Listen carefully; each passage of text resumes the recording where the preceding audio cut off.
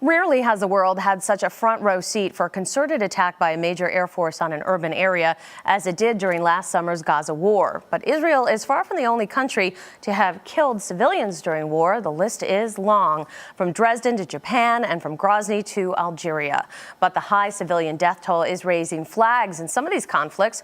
The question has become, should these deaths be classified as casualties or war crimes? Joining us in the studio is Islamic crisis journalist Riyadh Mohammed. So first of all, what's your view on what happened in the Gaza Strip last summer? I mean, it's for me, it's just a big waste of lives for something that could be should been avoided. Probably 2,200 Palestinians were killed, mostly by Air Force. No less than 1,500 of them are just civilians. And if you look at what the price that Israeli had got, it's not really worth it. Mm-hmm. What are the rules of war when it comes to civilians?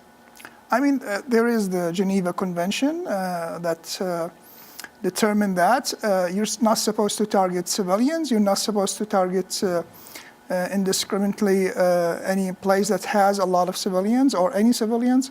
But you know, I mean, we've seen it in the Gaza crisis. It's really had a lot of casualty. The Gaza war reflects the way that it's so many people in such a tiny space, and you really cannot air bomb them and not expect a lot of casualties. Right, because they really are on top of each other. Your father was actually killed in the Iraq war. He was a civilian. Tell us what happened. That was in 2006, in December 2006, and at that time there was a sectarian war in Baghdad between the Shia and Sunnis, and we were the victims of the ethnic cleansing, and we were a minority Shia in a Sunni majority neighborhood, dominated neighborhood, and we were driven out of our house, and one day he decided to go back to check the house. We never found him alive. We had to find him in the morgue. Now, if an international criminal court, if they decide to investigate conduct in a war, what can happen after that? Well, you see, this is a legal question.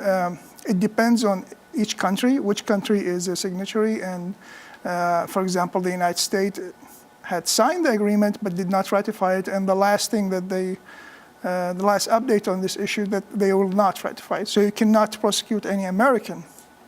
And according to the International Criminal Court, every country is different.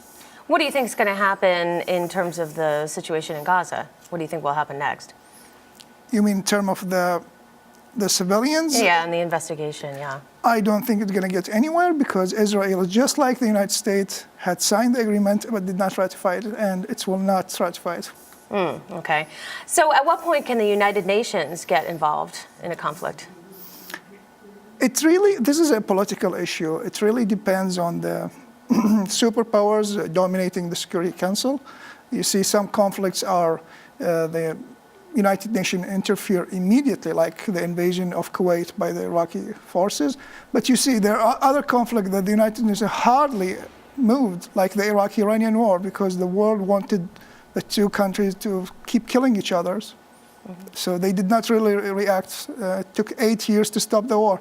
While in the invasion of Kuwait, there was a series of resolution by the United Nations Security Council, one after that, and there was such a massive speed. It's really political. It depends on the superpowers. Interesting points. Thank you very much, Riyadh Mohammed, joining us today in the studio. You're watching Arise News Now.